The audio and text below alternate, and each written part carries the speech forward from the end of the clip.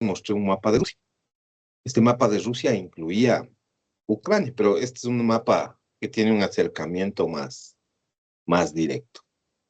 La relación entre Ucrania y Rusia siempre ha sido tortuosa.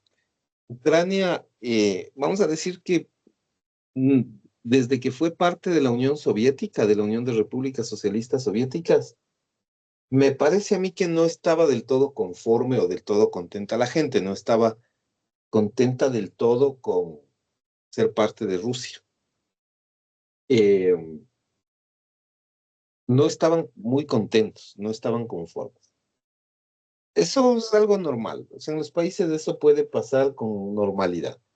A algunos les gusta, digamos, mantener relaciones con cierto tipo de países, a la población me refiero, ¿no? Y a otros no. Siempre ha sido problemático. Entonces, tradicionalmente, Rusia ha tenido interés por eh, esta sección territorial que ustedes ven aquí abajo, que es la provincia de Crimea. Eh, para los rusos, ese punto me parece que es un punto de control, principalmente del Mar Negro. Es un punto de control desde muchos sentidos, desde el punto de vista militar, desde el punto de vista comercial. Es un punto de control. Y ellos, los rusos, me parece que siempre han tenido interés eh, asociado por esta parte de Ucrania. Pero ha sido territorio ucraniano.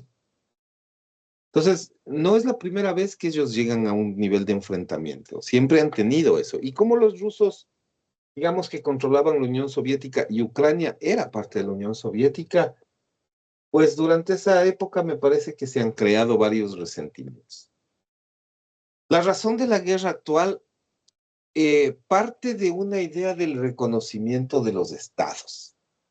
O sea, el problema de la guerra actual, eh, quizás no el único problema, pero por ahí sí que el más importante, tiene que ver con el reconocimiento, o sea, con esta figura que estamos viendo ahora. Eh, y para eso les pido que, bueno, ese salió, les comparto nuevamente. Para entender eso, eh, quiero que por favor se fijen en digamos, en la zona lateral derecha del mapa. Sale de nuevo, ¿qué pasó? Se sale, ya nos estaba saliendo.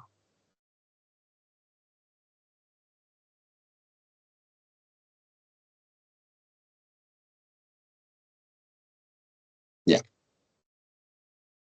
aquí hay dos provincias, Lugansk y Donetsk. Yo entiendo que ustedes sí las ven, ¿no? En el lado derecho de su pantalla. Eh,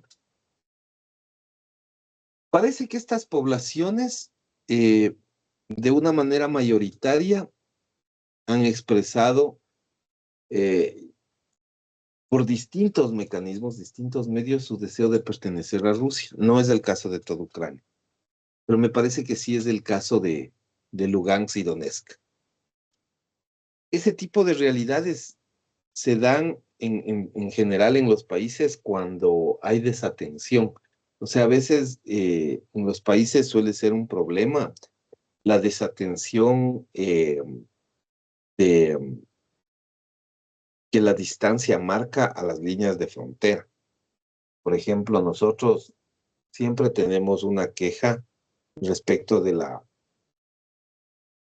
frontera con el Perú y de la frontera norte, ¿no? Esmeraldas mismo suele quejarse mucho al centralismo por la falta de atención directa, sobre todo en las zonas limítrofes.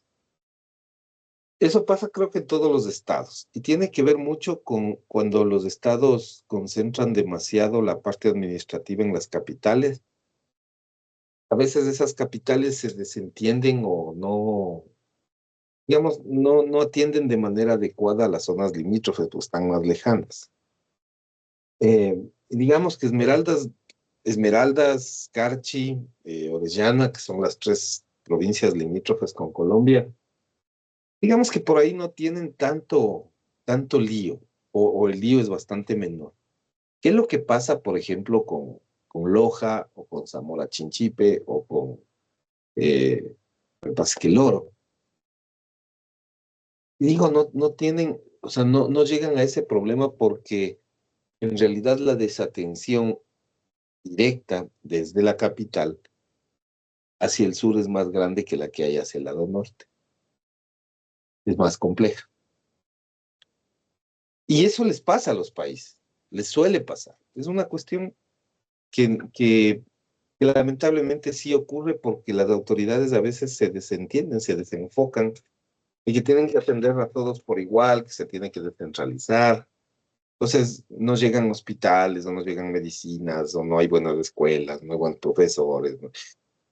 O sea, las condiciones de vida muchas veces en las fronteras están descuidadas. Eso hay que decir. Ese es un problema. Y eso es seguramente lo que les pasa a esas provincias en Ucrania. Y por eso es que ellos, antes de empezar la guerra, digamos que uno de los primeros problemas que ellos tuvieron es que Rusia les reconoció a Lugansk y Donetsk como estados independientes. Claro, cuando a ti te reconocen, tú inmediatamente obtienes ciertos derechos asociados a ese reconocimiento.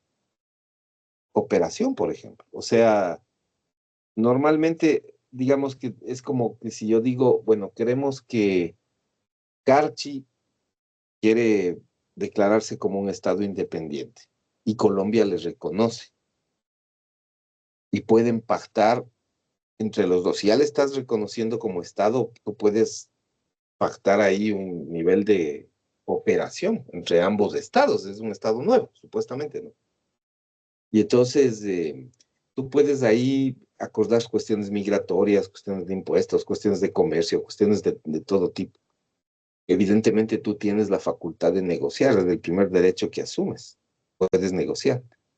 Y en una realidad como la ucraniana, con un país que tiene recursos y con el cual tú eres limítrofe, viendo que no te atienden desde el Estado central de tu sitio y te pueden atender desde otro lado y tú ves que te han reconocido como tal y que podrías incrementar el flujo de tus recursos, evidentemente te vas por esa línea. Me parece que es un error político de Rusia haberles reconocido, pero eso es ya mi propio parecer, porque eso generó una guerra después. Generó una guerra que, en mi opinión, era innecesaria, pero que estalló derivada de esta idea del reconocimiento. Y este reconocimiento, ¿qué es lo que le dio a Ucrania? ¿Qué es lo que le dio a Donetsk y a Lugansk? La posibilidad de negociar directamente con Rusia, pero como eso devino en una guerra, quizás no fue la mejor decisión o la decisión más adecuada, más idónea, el haber pedido ese reconocimiento. Entonces, el reconocimiento sí te da ciertos derechos.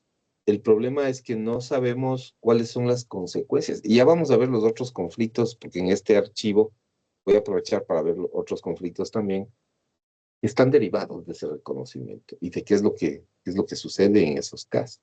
Señorita Yagloa. Sí, doctor, es que usted hace mención del reconocimiento y de cada país, pero yo me pregunto, o sea, me surge la duda de si dentro de los, o sea, como que un hito histórico o dentro de, revisando la historia, quizás hay casos en donde digamos que ha habido un acuerdo entre ambos países y usted dice que digamos que un reconocimiento por parte de Rusia es algo como adelantado, por decirlo así. Entonces, ¿cuál sería como que la vía correcta en ese caso de ciudades o provincias a las cuales están desatendidas pero quieren como que anexarse o ser parte de otro país como tal? O independizarse también, ¿no? Claro. Eh, claro, hay muchos ejemplos. Fíjese que nosotros mismos, la historia ecuatoriana, eh, está marcada alrededor de esa idea. Nosotros somos, de alguna forma, el resultado de dos momentos históricos que resultan importantes en nuestra vida republicana. El primero de esos es vamos a decir, la conquista española, aunque a veces ese término a mí no me gusta mucho, el de conquista, pero lo vamos a usar porque es común, pero no me gusta mucho en realidad como término de uso, ¿no? No me agrada demasiado, pero bueno. Ese es un primer momento, porque eso significó... Invasión podría ser, Sí, sometimiento. tal vez podría sonar mejor, ¿no? Eso lo que nos hizo fue a nosotros digamos, como estructura geográfica con población y tal, eso lo que nos hizo es vincularnos a la corona española, que era, digamos, eh, el imperio de ese momento. No- Nosotros fuimos parte de la corona española. Y de hecho, quizás ahí, eso solo entre paréntesis, quizás ahí está la razón de que a mí no me gusta ese término de colonia, porque en realidad los españoles no establecieron aquí colonias. O sea, no hubo colonias. Colonias hubo en Estados Unidos. Ellos sí establecieron colonias descritas con mucha claridad. Acá se establecieron virreinatos, que eran organizaciones geográficas, geográfico-políticas, con control directo de la corona española a través de sus emisarios.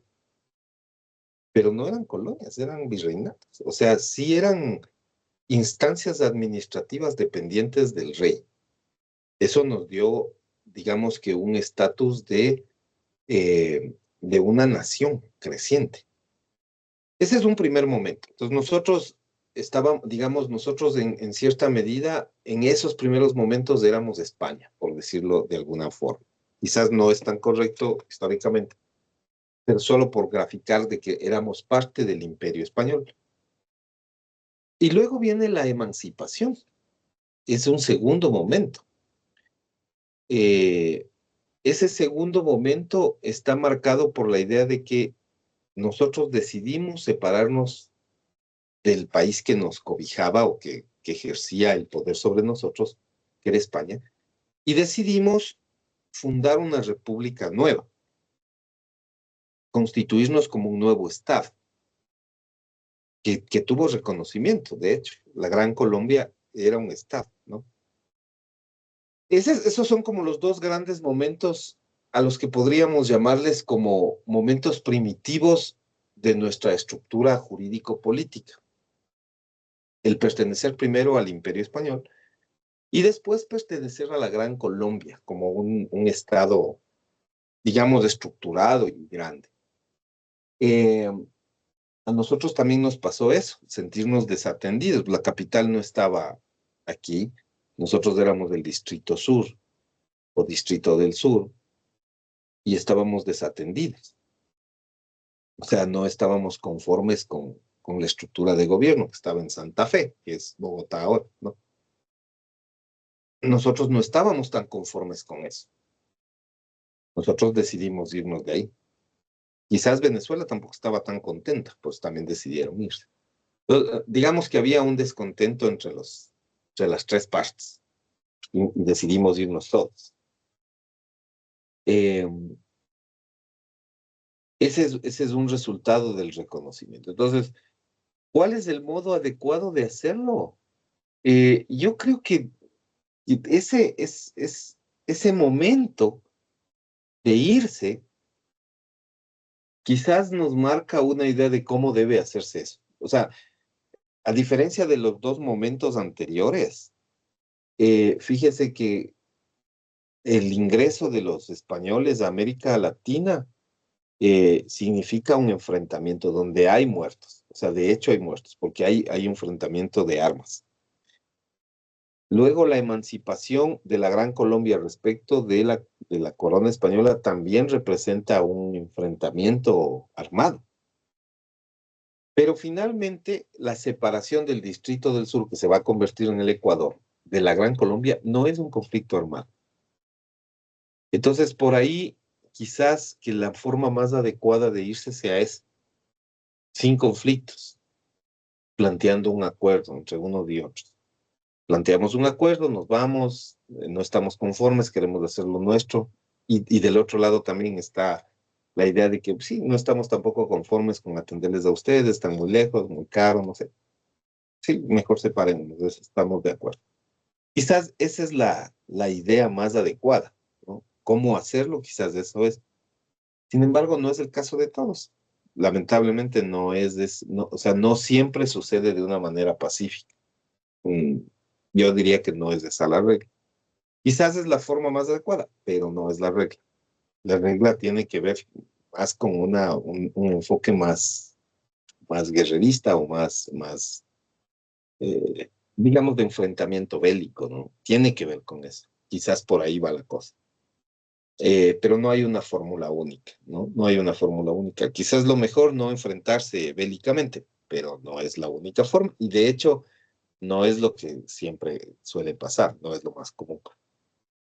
Pero como su pregunta fue planteada es cómo sería la forma ideal, a mí me parece que esa podría ser una buena forma, una forma ideal. Eh, por ahí, la parte democrática puede ser interesante. Por ejemplo, si usted le pregunta a la gente qué quiere, hay un antecedente bien importante en la década de los ochentas, no, un poco después, cuando ya cae el muro de Berlín. Y esta sí es una historia interesante en términos de esto, ¿no? De cómo definir las localidades. Cuando ya se cae el muro de Berlín y se acaba el comunismo en Europa y tal, bueno, los estados quedan como en libertad de hacer su propio desarrollo y tal. Y en Hungría pasa una cosa bien particular a mediados de los 90. Hay una ciudad, Hungría estaba históricamente, Hungría y Austria tienen una hermandad especial en Europa. Conformaban el imperio austrohúngaro, pero ellos decidieron también separarse, irse cada quien por su lado. Y en el norte de Hungría hay una población que se llama Győr, no, estoy equivocado, no es Győr, es de Sopron. Y esta población es una población limítrofe entre Hungría y Austria, en donde la mitad de la población habla alemán y la otra mitad habla húngaro. Están mezclados. Ellos podían irse a un conflicto limítrofe por Sopron. Podían, de hecho, porque era un espacio territorial que estaba en disputa. Sopron también podía declararse independiente y decir no quiero ni con Austria ni con Hungría, quiero estar solo. Podían hacerlo, sí. Estaban en su derecho, estaban en un... Además, después de la caída del muro de Berlín, todos los países quedaron así como a la deriva y cada quien trató de ver por dónde escapaba o ver qué hacía, o ver para dónde tomaba. Un momento de mucha incertidumbre. Y vea tanto los austriacos como los húngaros decidieron sentarse en una mesa de negociaciones y decir, bueno, no decidamos nosotros, decidamos que sea la gente la que escoja si quiere ser húngara o si quiere ser austriaca. Hagámosles un referéndum. Y les hicieron un referéndum en Sopron, 1995. Y el resultado de ese referéndum es que la mayoría de la gente, y una mayoría interesante de la gente, o sea, no la mitad más uno, bastante más que la mitad más uno, casi 70%, eh, dijeron en las urnas, queremos ser Hungría, no Austria, Hungría. Y se quedaron en Hungría. Y los austriacos reconocieron eso, o sea, reconocieron esos resultados y se hicieron a un lado, hicieron la frontera fuera de Sopron, se quedaron ahí. Eh, Ese es un mecanismo. Ya le doy dos, ¿no? Dos ejemplos claros. El del Distrito del Sur con la Gran Colombia, el de Sopron con Austria y con Hungría. Quizás eso es lo ideal. ¿Eso pasa comúnmente? Pues no pasa en la práctica. Hay guerra en la práctica. Lo que más hay es guerra. Lo que más hay es enfrentamiento y de eso nos habla este enfrentamiento actual entre Ucrania y Rusia. Pero como su pregunta es cuál es la forma, el mecanismo más adecuado, pues le cuento dos cosas que han pasado históricamente. y que me parece que pueden ser los mecanismos más idóneos, no necesariamente la guerra, aunque sí tengo que reconocer que es la guerra la que define estos temas, ¿no? Muchas veces. No sé si está contestada la pregunta en ese aspecto. Sí, muy, muy claro, doctor. Muchas gracias. Señor Hernández, dígame. Doctor, en cuanto a lo que usted manifiesta, podríamos entender que actualmente se utiliza la guerra como un medio de definición de estos desacuerdos geográficos entre poblaciones para pertenecer a un territorio u otro, ¿verdad? Pero en el caso, por ejemplo, en el caso español, entre Cataluña y España, eh, Cataluña ha venido los últimos años insistiendo sobre la separación de este como que País Vasco, ¿no? Entonces, aquí se estaría, podríamos entender que en los actuales momentos se podría aquí entender como un medio de resolución de esta petición por parte de una población de manera electoral, mediante una consulta y no mediante un acto militar. Bueno, ahí hay, le respondo a su pregunta y después hay que hacer un brevísimo ajuste en el relato, ¿no? Verá, lo primero que le diría es, lamentablemente, yo diría que en los últimos 10 años resurgió el tema de la guerra. El tema de la guerra estaba un poco, el tema de la guerra se volvió menos frecuente de, a partir de la bomba atómica, de las dos bombas atómicas. Las dos bombas atómicas son un momento de un quiebre histórico, ¿no? Es un quiebre histórico. Eh, es penoso decirlo, pero de alguna manera las bombas atómicas nos dieron 70 años de paz. Eso no me gusta ponerlo en esos términos, pero por ahí eso sí pasó. O sea, las guerras se frenaron los últimos 70 años. Hasta que se ha dado este conflicto palestino que es grueso, Palestina con Israel y Ucrania con Rusia. Antes de eso, si ustedes revisan desde el 41, 42 hasta el advenimiento de estos conflictos ya en el 2020, o sea, prácticamente en el segundo decenio del siglo XXI, no hay enfrentamientos colosales, o sea, no ha habido. Han habido pequeños enfrentamientos que hasta nosotros los hemos vivido, como por ejemplo el enfrentamiento que tuvimos en Tiguinza con el Perú, ciertas escaramuzas en algunos sitios, pero no han sido guerras cruentas ni, ni ha habido, o sea, muchísimos muertos.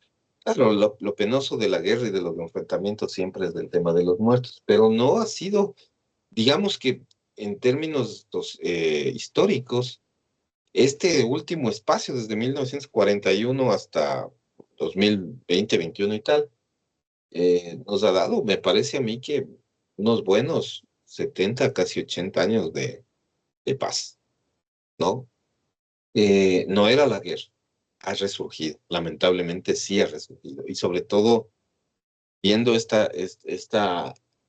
tema del reconocimiento en cuanto a Lugansk y Donetsk con Ucrania, me parece que sí ha resurgido. Es lamentable que haya pasado eso, pero me parece que ha resurgido.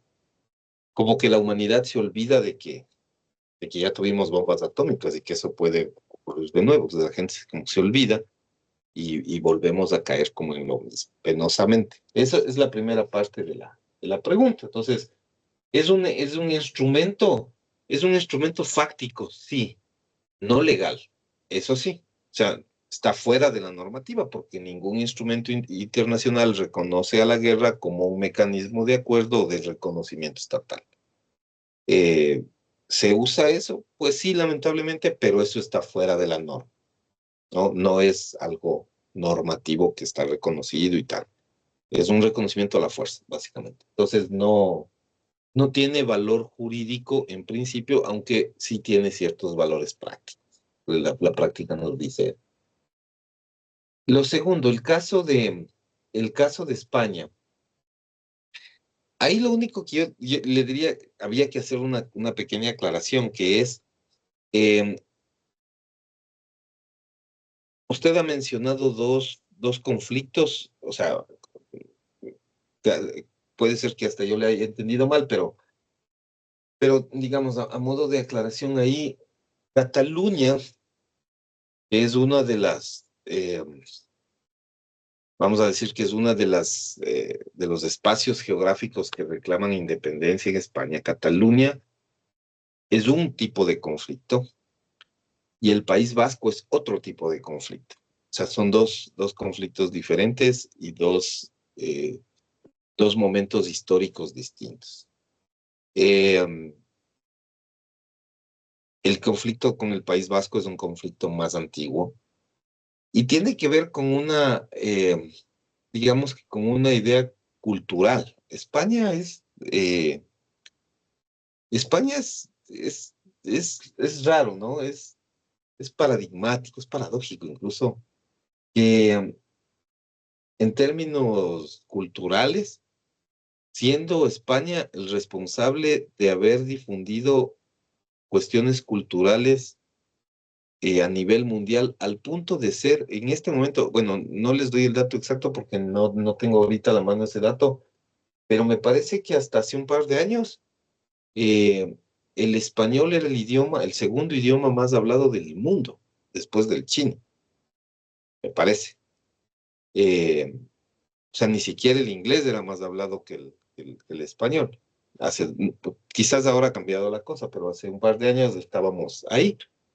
Entonces, me parece a mí como paradójico que un país que ha tenido la capacidad de difundir su cultura a través de su idioma, de muchas de sus costumbres, porque es innegable que acá en Latinoamérica nosotros guardamos varias de las tradiciones y costumbres culturales españolas, empezando por la propia lengua, empezando por nuestros apellidos, que muchos de los apellidos que tienen ustedes, tengo yo, son directamente españoles, eh,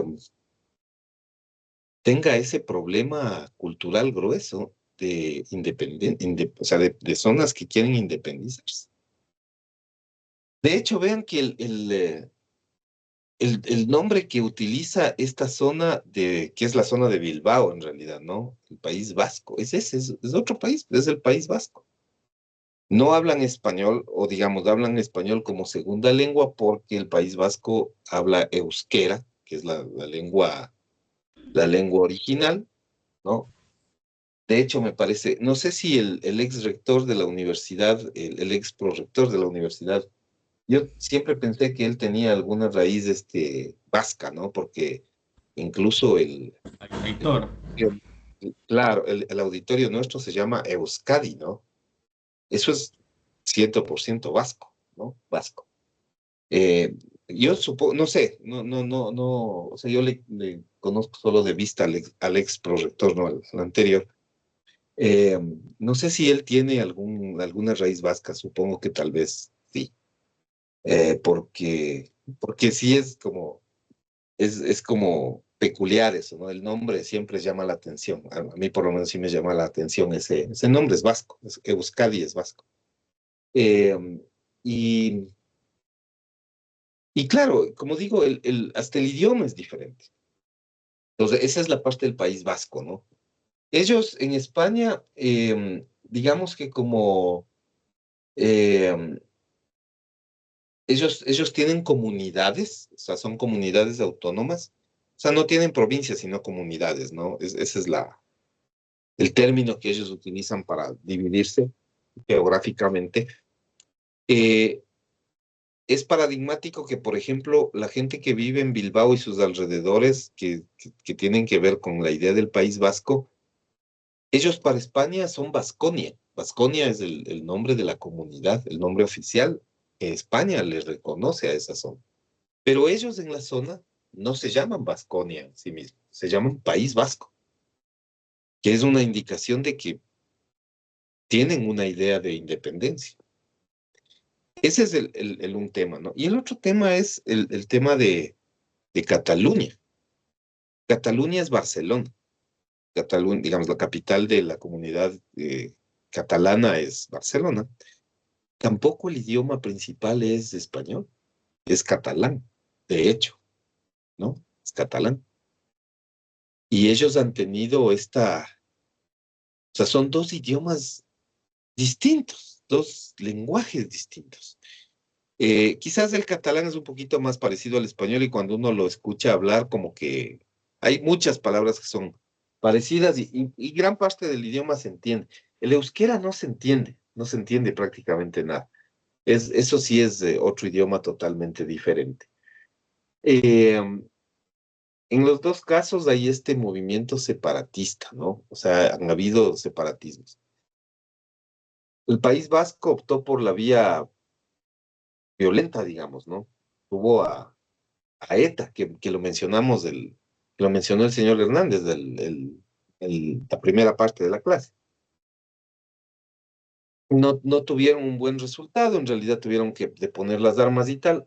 Y ahora, bueno, ha surgido esta idea, ¿no? De volver a de separarse ya Cataluña, de no querer ser España, de querer guardar sus propias tradiciones. Eh, el problema que ellos tienen real es que no todos, no todos, o sea, no es una realidad generalizada. No todos quieren separarse. Ese es el problema que tienen. Entonces, ellos, entiendo yo que sí han hecho procedimientos, digamos, eh, de preguntarle a la gente, referentes, y no lo logran. No lo logran porque efectivamente no, la mayoría no es abrumadora. Y porque ya con el paso del tiempo entre Cataluña y la Comunidad de Madrid u otras comunidades, pues han surgido lazos familiares que ya, o sea, tú no quieres evitar, ¿no? O sea, si tú estás, muchas veces estás casado, eres catalán, pero estás casado con alguien de Valencia, que tiene familia en Valencia, en Sevilla, en Madrid, en Bilbao, qué sé yo, ¿no? Entonces, ya no quieres separarte, o sea, no tienes interés en eso, o sea, no quieres tener que pedir visa para ir a ver a tus familiares, o sea, eso ya no llega. Eh, Ahí el mecanismo me parece que sí es un mecanismo democrático, se podría usar eso, pero veo que no es del todo efectivo porque no toda la gente quiere. Así es que ahí el tema del reconocimiento es una cosa mucho más complicada. Me parece que tendría que empezar reconociéndole España mismo como una zona independiente. Pero ustedes ven que tampoco en Madrid y en sus alrededores hay mucho interés por reconocerlas. Así es que por ahí va la cosa. ¿Qué pasará? Pues la verdad es que no sabemos. Yo no me atrevería a hacer una, un pronóstico de eso, porque me parece que con lo que yo conozco de España, no me alcanza como para aquí decirles esto va a pasar y esto puede suceder. Tengo el audio Eh, bien subido por tienen tienen una relación un poco complicada entre ellos, así que no me atrevo a dar realmente una opinión respecto a qué pasará. Pero claro claro que si nos ponemos a comparar la respuesta que ha tenido en Cataluña, que es bastante más democrática, es mucho mejor que lo que intentó hacer el País Vasco. Como siempre, o sea, siempre que no hay enfrentamientos, va a ser mucho mejor. Señor Velasco, usted tenía una inquietud, diga.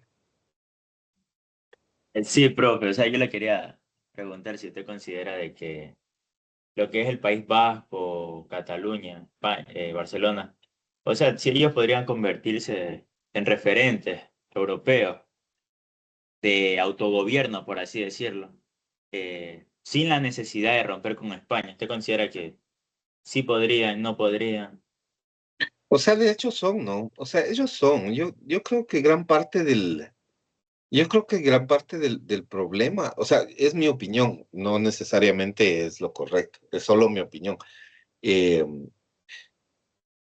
Cataluña es uno de los motores económicos de España, pues. Barcelona está junto al mar. Eh, o sea, yo tuve la suerte, a veces sí hay que tener un poco de suerte como para conocer lugares especiales, ¿no? Eh, Yo hace algunos años, y bueno, claro, tengo la ventaja de que mi cuñado es vasco, mi cuñado es el esposo de mi hermana es vasco. Él tiene una visión particular. Una visión que se ha ido venciendo. Cuando yo le conocí, él no decía que era español, él aclaraba. O sea, uno le decía, ah, eres español. No, no, no, soy vasco, decía, como separándose del tema. Si ahora tú le preguntas, él ya no es vasco, él es español. Ha cambiado su postura, pero esa postura ha cambiado después de vivir fuera de España los últimos 12 años. Como que la cosa vista de afuera se ve diferente. Entonces él ha cambiado mucho esa forma de ver. Y él trabajó, o sea, es una cosa bien particular porque él trabajó muchos años antes de venirse al Ecuador en Barcelona. Mi hermana fue a hacer su doctorado en Barcelona y algún rato yo me fui a visitarle en Barcelona y conocí el lugar. Entonces, es impresionante el motor económico que significa Barcelona, no solo por el tema turístico, que es grande de entrada, es sumamente grande, ¿no? Es enorme, pero ese motor que representa Barcelona es lo que gira en torno al resto de España. O sea, obviamente tienen industrias, obviamente tienen la parte turística, obviamente tienen producción, pero gran parte de eso me parece a mí, y es mi visión personal, me parece que está relacionado con el resto de España. Ellos de alguna manera han podido desarrollar esas partes, la parte industrial sobre todo, porque el resto de España no lo ha hecho y se han dedicado a otras cosas. Y les ayuda además que están junto al mar. No sé yo si ellos se logran separar, les digo con mucha franqueza, eh, no sé si ellos se separasen en algún momento, pudieran representar el motor productivo y económico que representan ahora, que de alguna manera las entradas hacia allá tienen que ver mucho con el resto de España y no necesariamente con Barcelona. Entonces es bien difícil pensar en que ellos solitos puedan ser el motor europeo, ¿no? O sea, es bien complicado. Eh,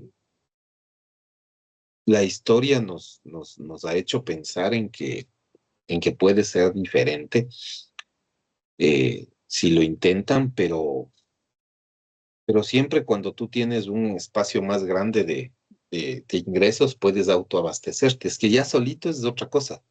Si eres pequeño y solito es otra cosa. Por ahí no logras una cantidad productiva que te lleve a tener esos números, ¿no? España no es solo eso, pues. O sea, España no es Barcelona. España es algo más grande. Por ahí si pierdes esas otras entradas, no sea tan trascendente, ¿no? Las salidas hacia económicas tienen que ver con un tejido en España.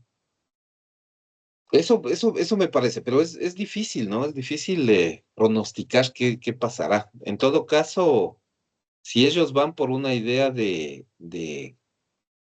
independencia, me parece que esa independencia, el mejor camino es el camino democrático. En todo caso, además que ese es el camino legal que el derecho internacional reclama, ¿no? Esa sería la cosa. No sé si están contestadas las preguntas, señor Hernández, señor Velasco. De mi parte, sí, prof. Sí, doctor, Gracias. sí. Chévere.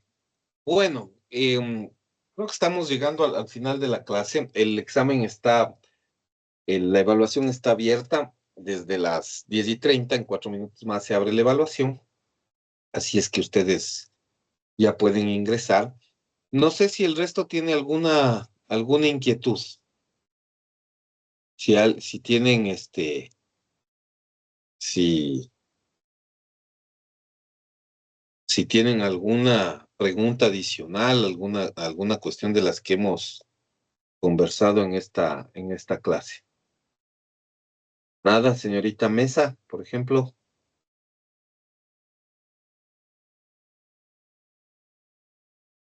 Nada.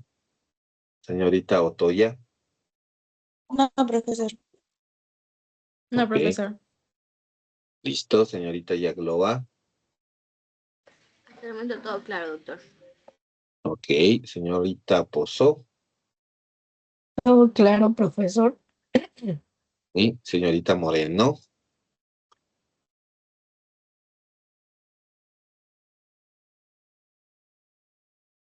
Nada, señor Loor.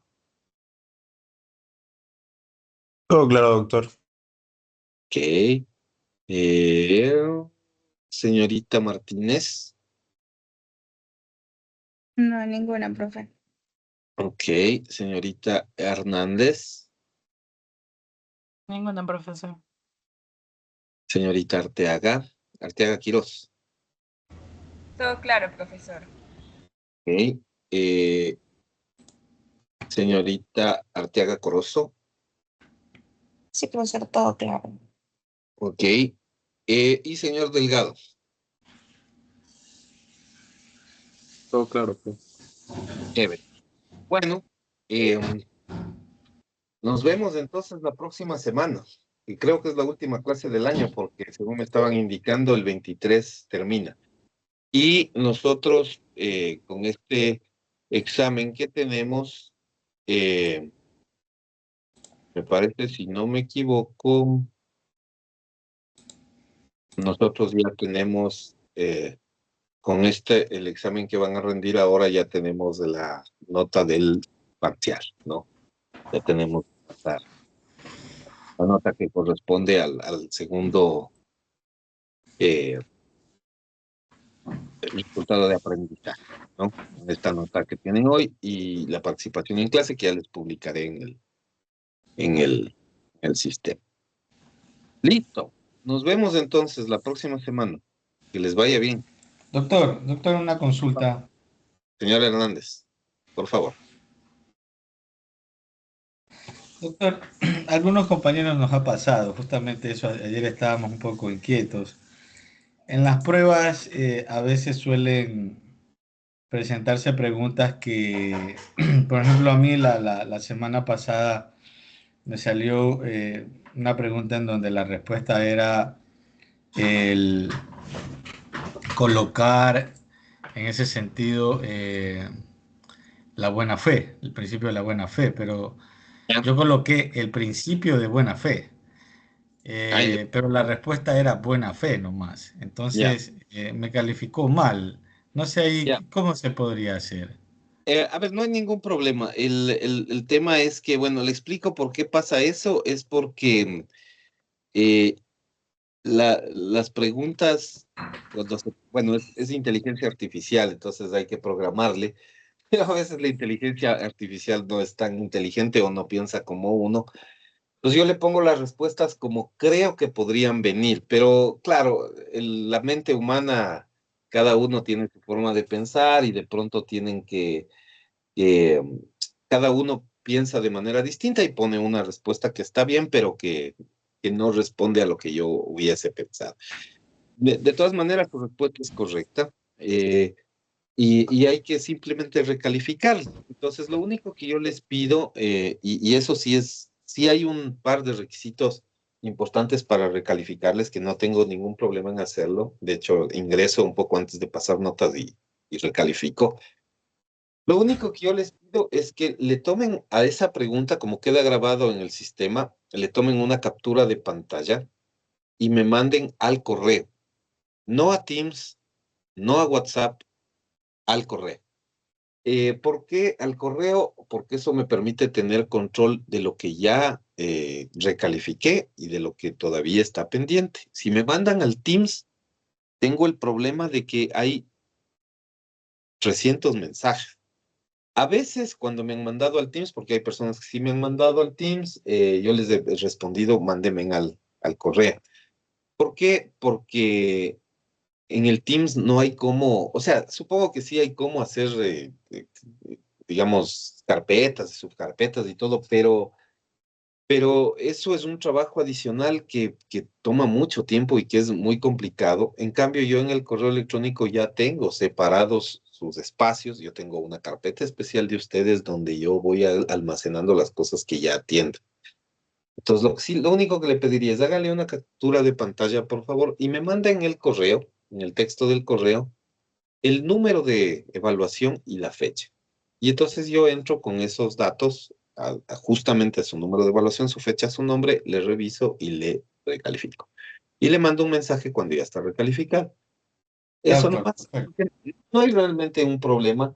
Lo único que sí o sea, como para mejorar es, porque sí hay unas respuestas, estas respuestas que les piden escribir cosas, ese tipo de preguntas se llama respuesta corta. Lo que siempre les pido es que cuando vayan a responder esas preguntas, traten de pensar en la respuesta más corta posible. Generalmente la respuesta más corta posible es la más adecuada.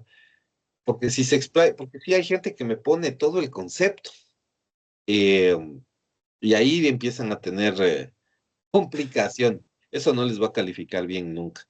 Y si por A, B, C, D razones se les pasa y no revisan, pues no van a tener recalificación y van a perder un punto de la. Entonces, traten de hacer siempre en estas que tienen que escribir la respuesta más corta como tip, para que no tengan que hacer este trámite. Pero si finalmente hay alguna diferencia y su respuesta es correcta, solo hacen eso que les digo, captura de pantalla, número de evaluación, fecha y listo. Y como me mandan al correo, viene con su nombre. O sea, viene su nombre en el correo institucional, salvo que venga de algún otro correo personal y tal, donde yo no puedo identificar quién es. Ahí sí tienen que ponerme su nombre para saber de dónde viene esta solicitud de recalificación. Y nada más. Y yo les recalifico. Ya, no hay lío. ¿Listo? Ya, doctor, perfecto. Quedamos así. Listo. A Ok, los otros Profe, compañeros también. Que les ha profe, una pasado. pregunta. por favor. Es Señor que, profe, ¿cuándo tomaría el examen extra, el que se permite recuperar una calificación? No estamos haciendo exámenes extras en este nivel, porque ya en este nivel, por eso les dice hacerlo que es una observación directa que me hicieron respecto a los foros, ya no puede haber una calificación extra porque todas las notas que quedan grabadas suben al sistema. La única fórmula posible para hacer eso es, si por alguna razón no dieron un examen, tienen una justificación adecuada, también me la remitan al correo y les tomo el examen nuevamente. O sea, les tomo ese examen bajo las condiciones que sean necesarias. Pero ya no les puedo tomar. O sea, antes sí hacía eso, en realidad. Tomaba un examen de recuperación y listo, pero ahora ya le piden que eso suba al sistema. Entonces, ya lamentablemente no puedo. O sea, ya eso. eh, Sí, lo sigo haciendo, pero con las materias no repotenciadas. Ya con las repotenciadas ya me exigen eso, que vayan todas las notas al sistema, porque entiendo que la idea de la universidad es que migre todo lo del sistema Moodle hacia el sistema de calificaciones, así que eso va a pasar ya en el corto plazo. Entonces ya no hay cómo hacer eso. Mándeme un correíto y chequeamos, y mándeme a la brevedad posible, porque ya mismo hay que cerrar las calificaciones y enviar para la coordinación.